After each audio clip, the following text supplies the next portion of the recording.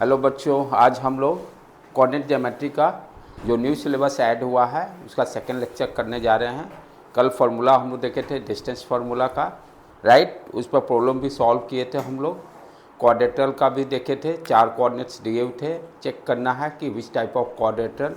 उसमें रूल क्या देखना था कि मोस्टली चारों साइड्स निकाले थे और डायगोनल्स भी निकाले थे। यदि all sides are equal and diagonals equal होगा तो क्वाड्रेटर किस टाइप का हो गया? स्क्वायर। कल के प्रॉब्लम दोनों में उसी टाइप के प्रॉब्लम सेम थे। आज हम लोग कुछ थोड़ा सा एडवांस प्रॉब्लम और बढ़ते जा रहे हैं जो एनसीईआरटी में ऑलरेडी दिया हुआ है, चाहे आर.एस. अग्रवाल में भी वो क्वेश्चंस दिए हुए हैं। उस क्वेश्चन को भी हम लोग सॉल्व करेंगे। जो न्यू स्टूडेंट है वो क्या करेंगे कि strong foundation academy YouTube channel को सब्सक्राइब और लाइक करके अपना स्टडी को कंटिन्यू कर सकते हैं विदाउट बुक, क्योंकि उसके साथ हमेशा हम लोग स्ट्रॉन्ग फाउंडेशन बच्चों लोगों के साथ जुड़ा हुआ है। Now we start today lectures, जो कि कल कॉन्सेप्ट हम लोग इसका क्लियर किए हैं। आज प्रॉब्लम प्रैक्टिस इस पर करेंगे। Name the type of the quadrilateral formed if any by the following points and give the reason for your answer. अब इसमें जैसे कल भी इस पर प्रॉब्लम किए थे, 4 कोऑर्डिनेट्स दिया हुआ है, तो पहला क्या काम करना है, चारों कोऑर्डिनेट जैसे A B C D symbol से रिप्रेजेंट कर देंगे। चारों साइड्स को निकालेंगे, A B C C D D A. क्या वो चारों साइड्स इक्वल हैं? तो पहला ठीक है, इक्वल हो गया। तो रोम्बस भी हो सकता है और स्क्वायर भी हो सकता है। अब रोम्बस और स्क्वायर में चेक करना है तो व्हाट यू कैन डू, तो डायगोनल देखेंगे। डायगोनल यदि इक्वल आ जाता है क्वाड्रेटर का तो हम क्या बोल देंगे? स्क्वायर है। यदि डायगोनल इक्वल नहीं आता तो रोम्बस बोल देंगे, राइट। यदि मान लो चारों साइड्स इक्वल नहीं आते हैं, 2 साइड्स इक्वल आ रहे हैं आमने सामने का, तो पैरेललोग्राम भी हो सकता है। तो उसी तरह से कल का ही प्रॉब्लम है, बस इसको पहले -3 को ए से रिप्रेजेंट किए, 3 को बी से, सी को 0 से और डी को -1 -4। तो 2 कोऑर्डिनेट्स दिए हैं। फार्मूला हम लोग ऑलरेडी जानते हैं, डिस्टेंस फार्मूला को यूज करेंगे यहाँ पर। Let us find A B. पहले हम ए बी निकालना चाहेंगे, right. What is the formula to find the distance between 2 points? ये फार्मूला दिमाग में सेट रखना है। Square root difference of the y coordinate का स्क्वायर प्लस एक्स कोऑर्डिनेट का स्क्वायर प्लस वाई कोऑर्डिनेट का स्क्वायर, राइट। इस फार्मूला को हम लोग यूज करेंगे। यहाँ पर x1 y1 क्या हो जाएगा? a1 -3 x2 y2 क्या हो जाएगा? 3 फॉर ए बी जब हम ए बी का डिस्टेंस निकालना है। Let the coordinate of the A B x1 y1। x1 हो जाएगा -3, y1 हो गया 5। फिर उसके बाद let the coordinate of B x2 y2। x2 हो गया यहाँ पर 3 और y2 क्या हो जाएगा? 1। Use the distance formula to find the A B. x2 का वैल्यू 3 हो गया, 3 माइनस, ध्यान देना माइनस माइनस यहाँ प्लस हो जाएंगे क्योंकि x1 -3 है और इसका होल स्क्वायर। फिर नाउ नेक्स्ट y2 क्या है? 1 है, y2 1 है, राइट डाउन। y1 क्या है बेटे?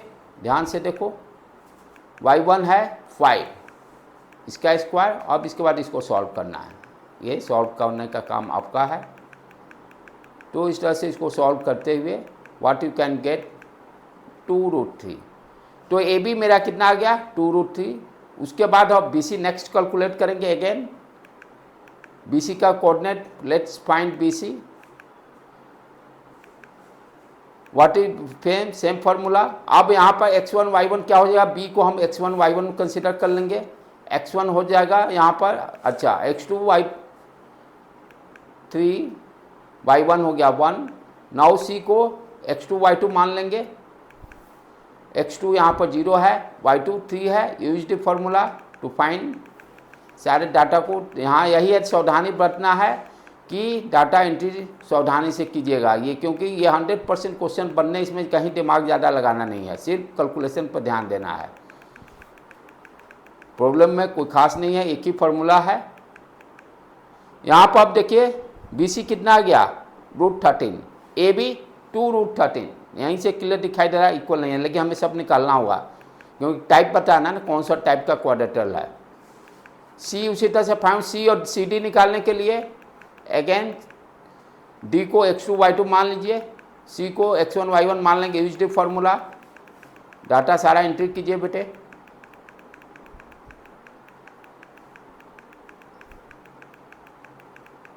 सॉल्व करते हुए व्हाट यू आर गेटिंग, ये भी डिफरेंट आ रहा, 5√2 आ गया, राइट।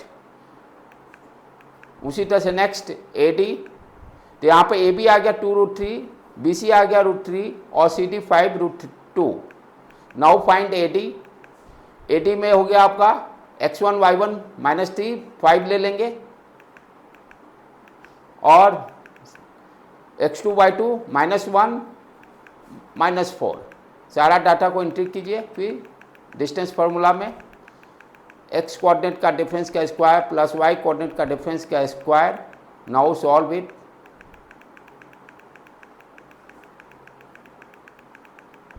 सॉल्व करके व्हाट यू आर गेटिंग, √85। अच्छा, नाउ व्हाट इज दी, आप डायगोनल की पोजीशन देख रहे हैं। साइड्स तो देख लिए, चारों साइड्स डिफरेंट आ रहे हैं। डायगोनल का क्या स्थिति है, डायगोनल में क्या हो जाएगा, A और C ले लेंगे, राइट, और दूसरा डायगोनल BD हो जाएगा। Again use the distance formula to find the AC, diagonal AC।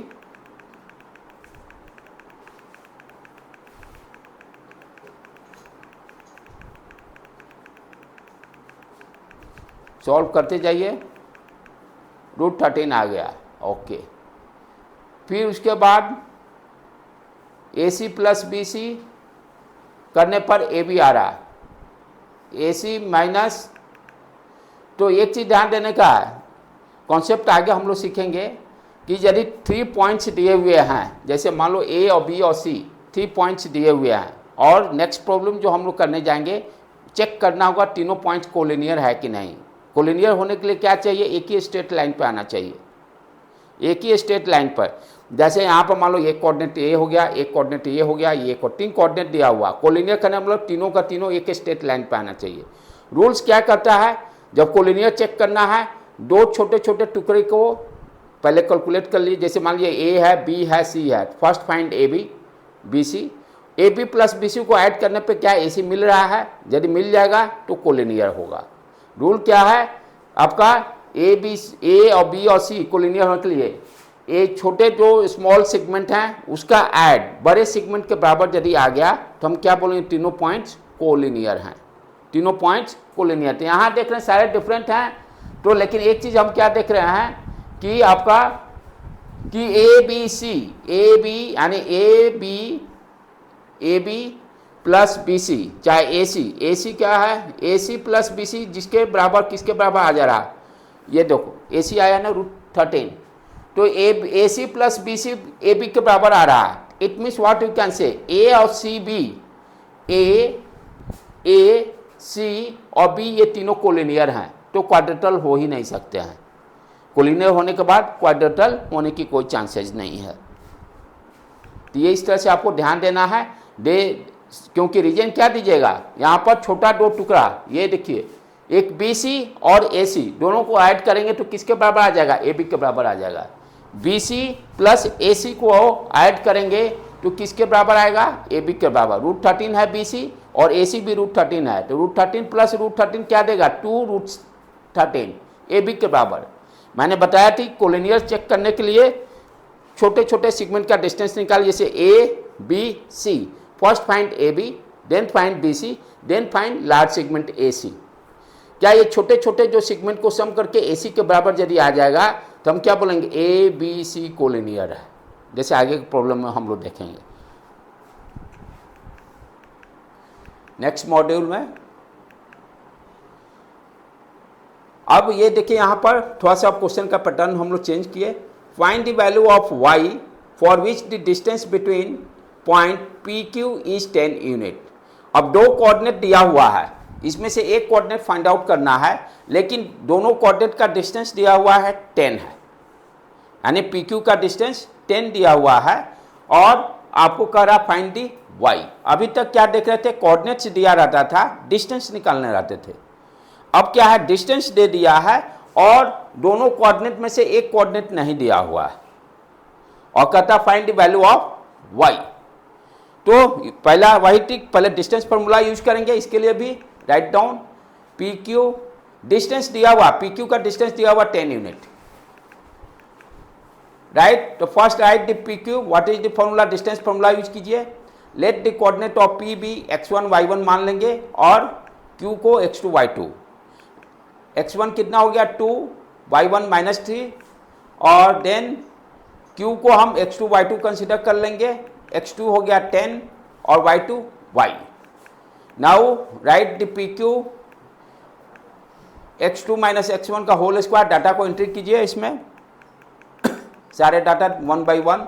यहीं पर ध्यान देना बेटे, ये गलती हो गया तो मतलब 100% गलत, और सबसे आप आसान क्वेश्चन खो पाइएगा 0 नंबर से यदि इस तरह की गलती करते हैं। अब इसको सॉल्व करते जाइए a - b का होल स्क्वायर फॉर्मूला पर, राइट, या 10 - 2 8 होगा, 8 स्क्वायर, y + 3 का होल स्क्वायर, y + 3 का whole square. Again next solve, squaring both side कर देते हैं तो लेफ्ट हैंड साइड 100 हो गया, इधर 64। ये a + b का होल स्क्वायर का फॉर्मूला पर इसको ब्रेक कीजिए, स्क्वायरिंग थ्रू आउट कर दिए, ठीक है, इट्स ओके। इसको इधर लेके आ गए, y + 3 y square plus 2ab 6y और 3 स्क्वायर 9। अब आ गया आपका क्वाड्रेटिक इक्वेशन जो पिछले साल 8th क्लास में आप पढ़े हो। फैक्टराइजेशन टेक्निक को यूज करके हम लोग इसके फैक्टर्स निकालते थे। अब देखिए प्रॉपर आ गया 8th क्लास का, y square plus 6y - 27, right. अब इसको आप पिछले साल किए हो, इसको फैक्टराइजेशन कीजिए। इस तरह से इसका वैल्यू आ जाएगा y = 3 और दूसरा आ जाएगा y = -9। तो 2 वैल्यू आ गए, यानी y का 2 वैल्यू आ गया। अब वही मैं पिछले साल आपको 8th क्लास में बता रहा था, जिस बच्चे को फैक्टराइजेशन नहीं आएगा 9th में ये कैसे करेगा, कोई चांस ही नहीं, राइट। इसलिए आप फैक्टराइजेशन जो पढ़े उसको बार बार रिवाइज भी करते रहिएगा जो पिछले साल का है। और ध्यान देने का है, मैथ्स और साइंस बुक किसी को अब नहीं देना है, वो परमानेंट रखिए अपने पल्ले। कब कौन सा बुक की ज़रूरत पड़ जाए, मान लीजिए कॉन्सेप्ट आप भूल गए, अब किससे मांगते रहिएगा फिर। इसलिए मैथ साइंस का खास करके बुक 8th क्लास से सारा अपने टेबल पर परमानेंट रखिए। अब जैसे मान लीजिए फैक्टराइजेशन ही भूल गए, कम से कम एक बार उसको रिवाइज कर लिए 10-15 दिन में, क्योंकि विदाउट फैक्टराइजेशन आप 9th नहीं पढ़ सकते, क्योंकि अब ये आपको कोई नहीं बताएगा, नो टीचर, क्योंकि वो बताएगा तो कॉन्सेप्ट कब बताएगा, 8th क्लास तो पढ़ाना चालू करेगा नहीं, राइट। तो ये सब चीज़ें को ध्यान देना बेटे। तो जो फैक्टराइजेशन को बार बार आप रिवाइज करते रहिए, आप लोगों ने भी अच्छा प्रैक्टिस किया है उसको, लेकिन छोड़िएगा नहीं। Next question, find the point on the x axis which is equidistance from 2 - 5 और -2 9। ये भी क्वेश्चन बहुत बार सेम क्वेश्चन पूछे जाते हैं। हम लोग क्या करेंगे, डिफरेंट टाइप्स के प्रॉब्लम्स को करेंगे, और उतने टाइप्स आप यदि कर लेते हैं तो उसी में से क्वेश्चंस आने हैं उसी टाइप का। कॉन्सेप्ट क्लियर होना दैट इज इम्पॉर्टेंट, ये नहीं कि 20 question banana that is not important. आप यदि आपके बुक में जैसे मान लीजिए RS अग्रवाल में 40 क्वेश्चंस दिया हुआ, तो उसमें से 10 ही क्वेश्चन है जो कि डिफरेंट टाइप के हैं, बाकी सेम टाइप के ही रिपीट हो रहे हैं, बाकी सारे क्वेश्चन रिपीट हो रहे हैं सेम टाइप का। तो 40 क्वेश्चन बना रहे हैं लेकिन 10 डिफरेंट टाइप का क्वेश्चन कॉन्सेप्ट क्लियर नहीं है तो कोई फायदा नहीं, राइट। अब जैसे इसी तरह का एनसीईआरटी में 4-5 क्वेश्चन लगातार देगा, लेकिन एक का कॉन्सेप्ट क्लियर कर लीजिए। ये क्या कर रहा है, find the point on the x axis. इसका मतलब क्या होगा कि पॉइंट जो है x एक्सिस पर है, तो x एक्सिस पे पॉइंट होने का मतलब क्या होगा, y कोऑर्डिनेट उसका 0 होगा। ये कॉन्सेप्ट हुआ पहला चीज, कह रहा है ना find the point on x axis. तो x एक्सिस पे जो भी पॉइंट हो उसका y कोऑर्डिनेट क्या होता है 0, y एक्सिस पे कोई भी पॉइंट होगा उसका x कोऑर्डिनेट 0। तो ये यही कॉन्सेप्ट इसी को बोला जाता है। तो कह रहा है ना find the point on x axis, तो पहले है कि x एक्सिस पर एक कोऑर्डिनेट तो 0 हो गया, x, 0 मान लेंगे। अब जो बच्चा इस चीज को समझा ही नहीं तो ये xy लिख देगा, लेकिन क्लियर जब लाइन में दे दिया क्वेश्चन में कि find the point on the x axis, means अब आपको क्लियर समझ में आना चाहिए कि y कोऑर्डिनेट इसका 0 होगा, विच इज इक्वी डिस्टेंस। अब ये दोनों पॉइंट x एक्सिस पे नहीं होंगे क्योंकि दोनों कोऑर्डिनेट दिए हुए हैं, दोनों कोऑर्डिनेट दिया हुआ है, राइट। तो x एक्सिस या y एक्सिस पे ये दोनों नहीं होंगे। तो हाउ टू ड्रॉ, कैसे इसको ड्रॉ करेंगे, चलिए स्टार्ट कीजिए। Find the point on the x axis, पहले x एक्सिस ड्रॉ किए, इस पर let B P B point on the x axis, कोई पॉइंट भी कंसिडर किए,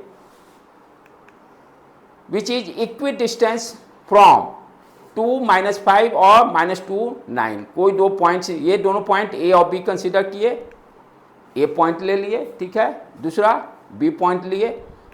अब क्या कर रहा है, इक्वी डिस्टेंस करने का मतलब A P equal to P B हमें लाना है। A P equal to P B दिया हुआ इक्वी डिस्टेंस है, ए पी इक्वल टू, ये देखिए इक्वी डिस्टेंस दिया हुआ है, equidistance means equal distance, A P equal to P B that is given, ये गिवन दिया हुआ है। और एक्स पी पॉइंट का कोऑर्डिनेट क्या हो जाएगा, find the point on the x axis, it means what you understand, we need to find the coordinate of the point p, p का coordinate find out करने के लिए बोल रहा है, लेकिन let the coordinate p be x, y, but यहाँ पर क्या होगा, x axis पे है तो x axis पे जो होगा उसका y coordinate 0 हो जाएगा बेटे। what do you know about the point on x axis, its y coordinate is 0, x axis पे कोई भी पॉइंट लाइज करेंगे उसका y coordinate 0 होगा, तो यहाँ पर y पुट करेंगे 0, x, 0। ये अब जो इतना जो बच्चा समझ गया तो अब आराम से इसको सॉल्व कर सकता है। अब क्या करेंगे, ए पी निकाल लेंगे, दोनों कोऑर्डिनेट दिया हुआ है, A P equal to P B equation बना देंगे और x का वैल्यू निकाल लेंगे। तो first find the A P find out करेंगे, जैसे इक्वेशन बन गया A P equal to B P, now write the A P equal to P B, दोनों साइड का इक्वेशन लिखते चलिए, use the distance formula,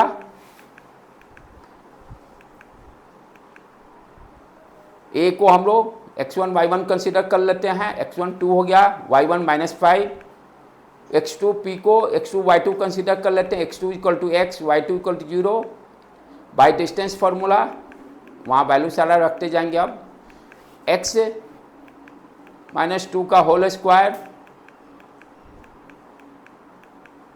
y coordinate का difference A P लिख दिए, अब इक्वल टू बी पी पे आ जाइए, b को x1 y1, b को x1 y1 कंसिडर कर लीजिए,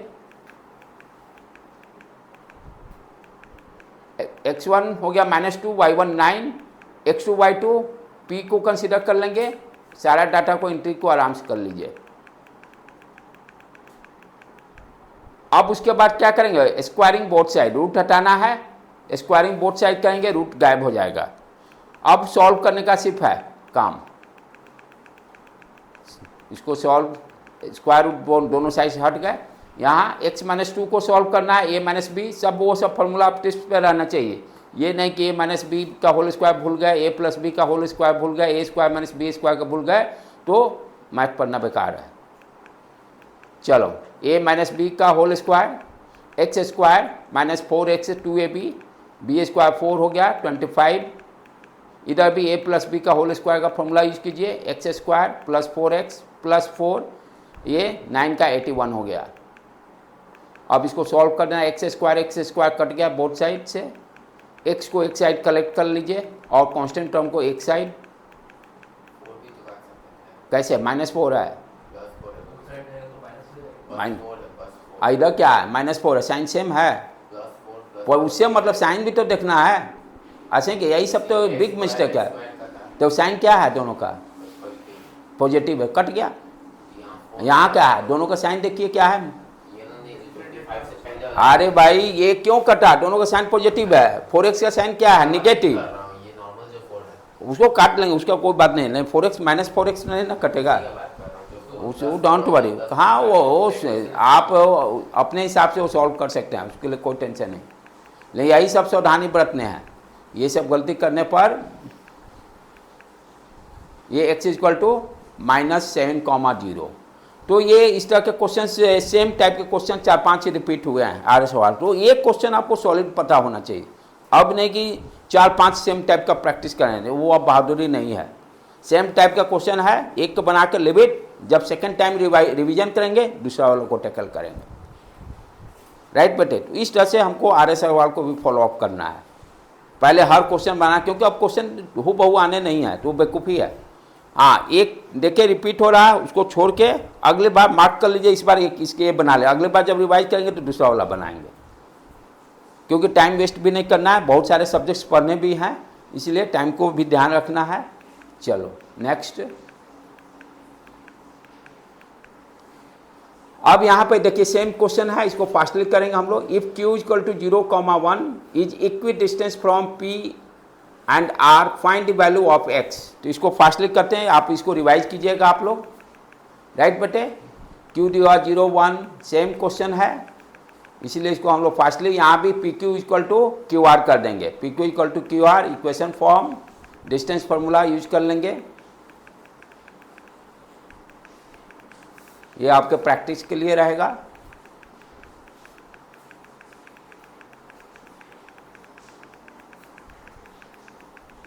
इस तरह से इसको सॉल्व करते जाइएगा। इसके सॉल्यूशन को नहीं देखना, आप खुद अपने आप पहले प्रैक्टिस कीजिएगा और देखिए कि आपसे सही बन रहा है कि नहीं। जहाँ नहीं दिक्कत, जहाँ आपको लग रहा है गलत हुआ, इससे तब मैचिंग करने का है। x इक्वल टू आ गया +-4।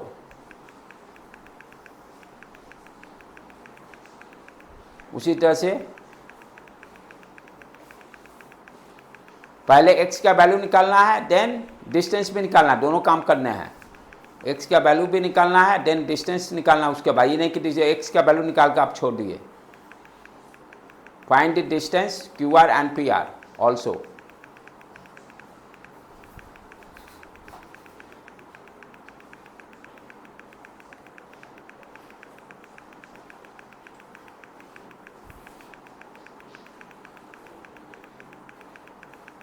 इस तरह से इसको सॉल्व करते रहेगा।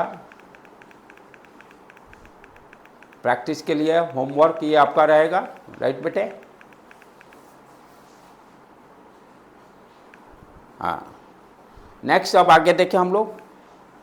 हाँ, next problem, find the relation between x and y such that point x, y is equidistance from the point 3,6 -3,4। अब थोड़ा सा ये स्लाइटली डिफरेंट हुआ, स्लाइटली डिफरेंट उससे। अब क्या दे रहा है, find the relation between x and y such that the point x, y is equidistance from the point. यानी ये जो पॉइंट दे रहा है 3,6 और -3,4, बीच में एक ऐसा पॉइंट होगा, वो पॉइंट ये दोनों कोऑर्डिनेट से इक्वल डिस्टेंस पे है। P be the point on the x axis. ठीक है बेटे, P पॉइंट ले लिए। एक है 3,6, ये P पॉइंट जो है x और y जो निकालना है मिड में है, ये दोनों कोऑर्डिनेट के मिड में है। Q 3,6 और R हम लोग -3,4। यहाँ पे क्या कर रहा है, find relation between x and y such that the point. और ध्यान देने का, बच्चे क्या करते हैं कि एक ही लाइन पे ले लेते हैं, ड्रॉ कर लेते हैं। क्या करेंगे, यहाँ पर P को इंडिकेट करेंगे, यहाँ पर Q को इंडिकेट करेंगे और बीच में P डाल देंगे x, y।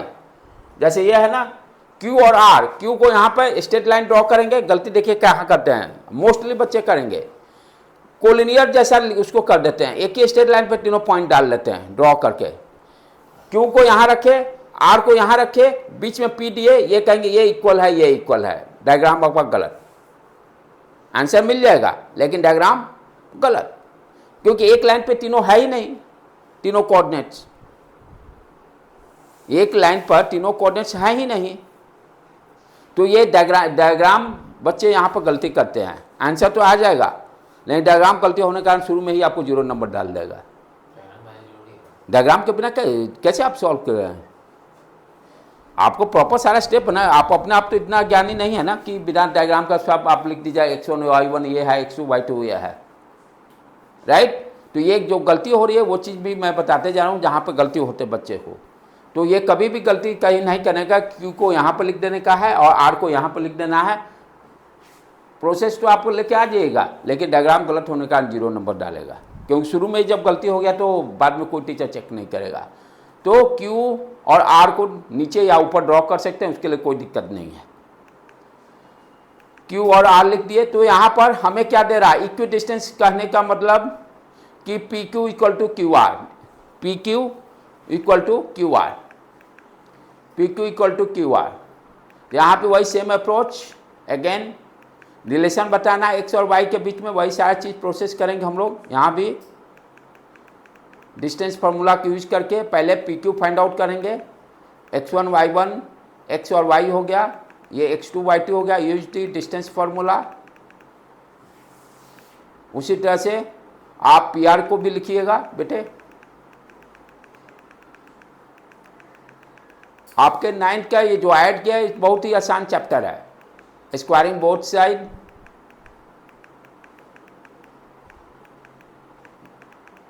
हाँ, लेकिन ये है कि 8 का मैथ जिसका आप सही नहीं हुआ तो 9 चलना मुश्किल है। ये सारे सॉल्व करते जाइएगा, क्योंकि अब इसमें कैलकुलेशन में मास्टरी होना बहुत ज़रूरी है। यदि इसमें गलती कीजिएगा तो अब कोई उपाय नहीं है बेटे।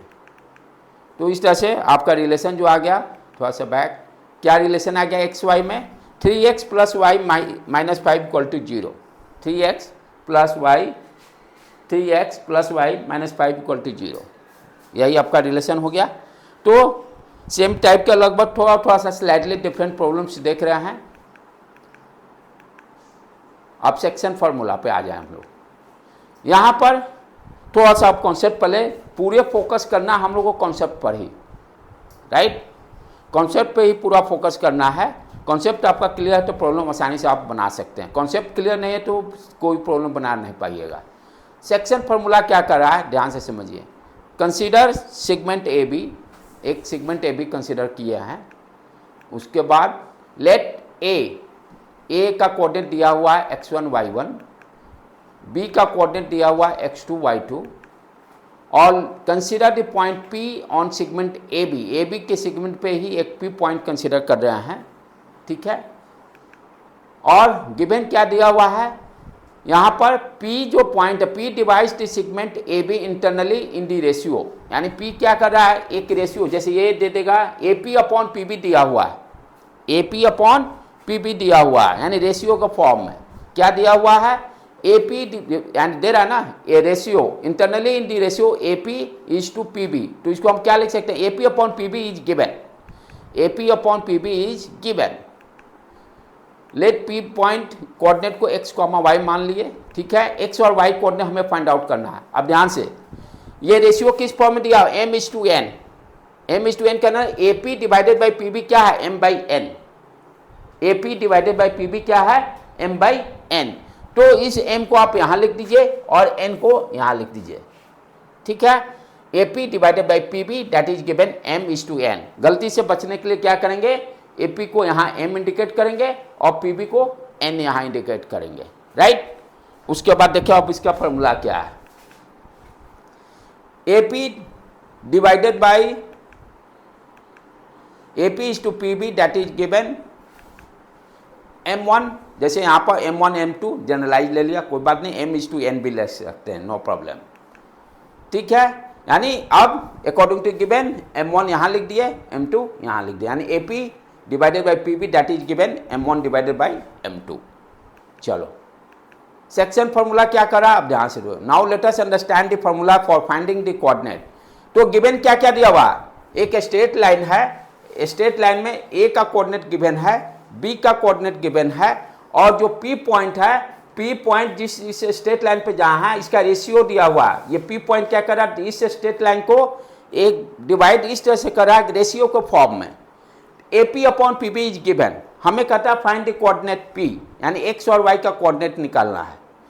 तो यहाँ पर हम सेक्शन फार्मूला पढ़ते हैं इस कोऑर्डिनेट को फाइंड आउट करने के लिए। व्हाट इज द फार्मूला, ध्यान से देखो कैसे लिख रहे हैं, x इक्वल टू, मैं रोकते हुए जाऊंगा और ध्यान से आप समझते चलिए। आप क्या करो, इस M1 को यहां लिख दो, ट्रिक देखो कैसे याद करेंगे।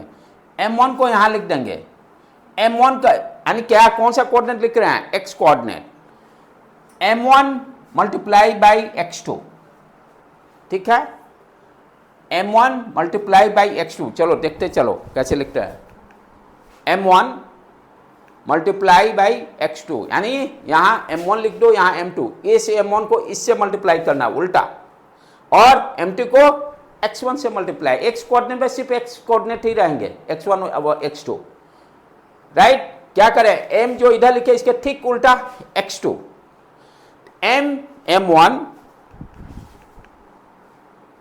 इंटू x2 लिख दिए, प्लस n इधर है n1 इंटू x1, देखिए लिखने के लिए m2 इंटू x2, यहाँ जो m2 लिखे m2 को x1 से मल्टीप्लाई कर लेंगे, ये याद करने का कि गलती नहीं हो। m1 यहाँ लिख दिए, m2 यहाँ लिख दिए, m1 का उल्टा उधर x2 से मल्टीप्लाई किए, m2 को उल्टा इधर x1 से, सिर्फ x1 जब x कोऑर्डिनेट फाइंड आउट करना है, डिवाइडेड बाय जो रेशियो का सम, यानी m1 plus m2, m1 plus m2। इसके लिए और एक ट्रिक आगे थोड़ी देर में बताऊंगा, ठीक है, अभी देखते चलिए। उसी तरह से y को, ये हो गया x कोऑर्डिनेट, इस तरह से फाइंड आउट करेंगे। y कोऑर्डिनेट के लिए सेम ट्रिक, अब क्या होगा, m1 को y2 से मल्टीप्लाई करेंगे, प्लस m2 को y1 से मल्टीप्लाई करेंगे, divided by some m1 plus m2। इस तरह से हम y कोऑर्डिनेट को भी लिखेंगे बेटे, m1 y2 plus m2 y1 divided by m1 plus m2। तो ये क्या है, आपका सेक्शन फॉर्मूला। अब इसको याद करने का ट्रिक भी दे रहा है, लेट अस अंडरस्टैंड। ये देखिए कैसे लिखते हैं, ध्यान से ट्रिक। x कोऑर्डिनेट निकालना है, पहले क्या किए, m1 m2 पे ध्यान दे रहे हैं। न्यूमरेटर में लिख दिए m1, थोड़ा गैप देकर प्लस साइन लिखेंगे, m2 लिख दिए, m1 प्लस m2, वहाँ गैप थोड़ा मेंटेन किया, divided by m1 plus m2 लिख दिए। अब क्या करेंगे, m1 के साथ x2 मल्टीप्लाई कर देंगे, x2 वहाँ मल्टीप्लाई, इधर x1 मल्टीप्लाई करेंगे, कितना आसान है। न्यूमरेटर डिनोमिनेटर में आप लिखिए m1 plus m2 divided by m1 plus m2।